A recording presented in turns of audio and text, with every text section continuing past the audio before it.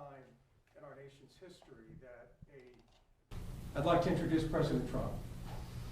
Well, I want to thank you all, and we had I thought, very momentous day in terms of what was learned and what they've conceded. They conceded two major points that were they were right in doing it. I don't think they had much of a choice, but they're very, very big, very powerful points.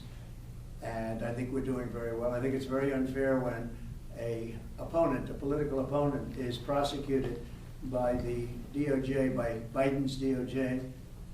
So they're losing in every poll. They're losing in almost every demographic. Numbers came out today that are really very mind-boggling if you happen to be Joe Biden. And I think they feel this is the way they're going to try and win. And that's not the way it goes. It'll be bedlam in the country. It's a very bad thing. It's a very bad precedent. As we said, it's the opening of a Pandora's box, and it's a very sad thing that's happened with this whole situation.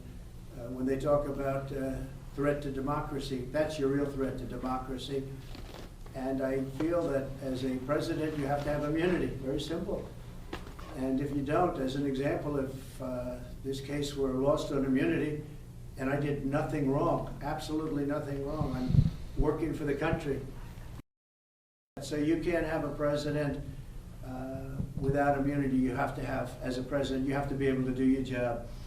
But if this didn't work out, if I wasn't given immunity, then other presidents, when we talked about today, President Obama with the drone strikes, which were very bad, they were mistakes, terrible mistakes.